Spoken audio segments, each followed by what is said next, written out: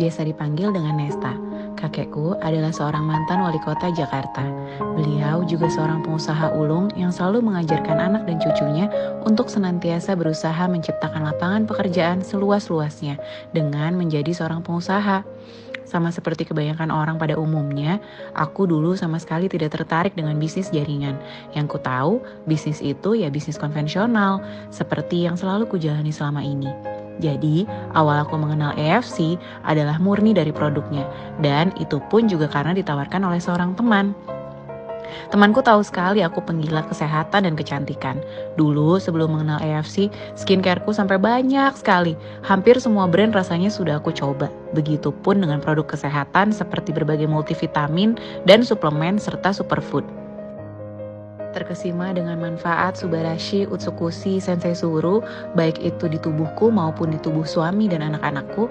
Meski konsumsinya baru beberapa minggu, aku jadi semangat sharing di Instagram. Iya, selama ini Instagram jadi semacam diary online buatku.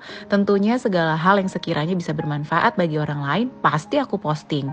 Mulai dari dahulu kala, aku rajin sharing resep empasi anak, sharing tentang IMD dan ASI eksklusif, sampai hobi travelingku pun pasti aku share semua itinerary-nya dengan detail. Kita manusia memang salah satu kebutuhan dasarnya ya senang berbagi informasi. Karena sharing betul-betul pengalaman pribadi aku bersama produk-produk EFC, baik itu untuk suamiku yang GERD sampai untuk anak bungsuku yang autis, dan progresnya jadi sangat baik sejak konsumsi Suba Utsu, banyak orang yang tertarik untuk bergabung jadi member di bawah jaringanku. Karena berawal dari produk, alhamdulillah jadinya produk knowledge-ku kalau kata orang-orang sangat hatam. Sebab sebagai ibu, sebelum konsumsi apalagi memberi ke anak, pastilah aku teliti dulu semua ingredients-nya dengan cermat. Seiring berjalannya waktu, tanpa ku sadari, konnichiwa atau komisi atau profit atau bonus dari EFC sudah mencapai 4,5 miliar hanya dalam 11 bulan. Aku ingat sekali waktu itu dalam 4 bulan aku mencapai rank samurai.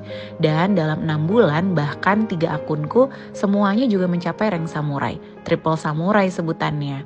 Aku juga mendapatkan 8 tiket Rusia atau USA, 7 tiket Dubai, Umroh, Jepang, 4 tiket Labuan Bajo dan Turki, emas 40 gram, dan sebuah motor Vespa sebagai hadiah top sponsor juara 2 di 2021. Padahal aku baru bergabung di Januari 2021 loh.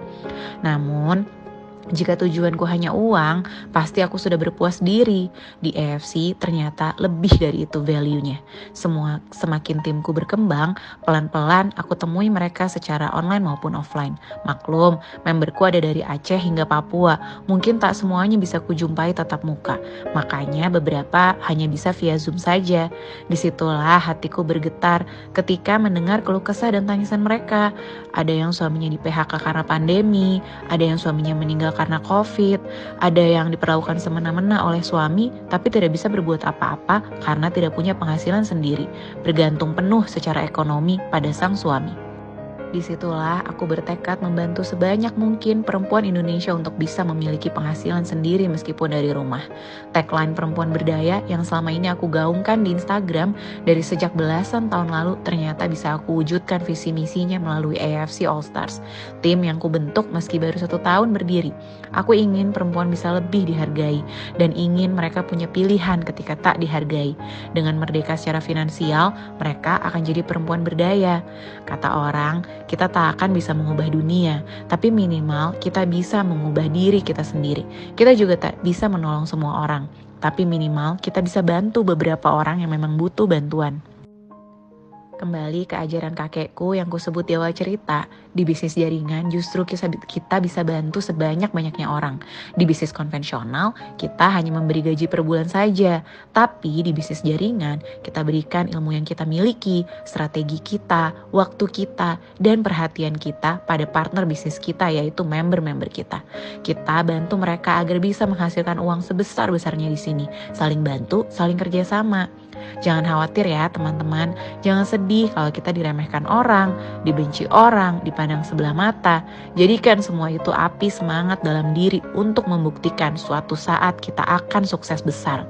Percayalah, EFC akan bertahan puluhan tahun ke depan dan semua kerja keras kita ini akan bisa diwariskan ke anak cucu kita.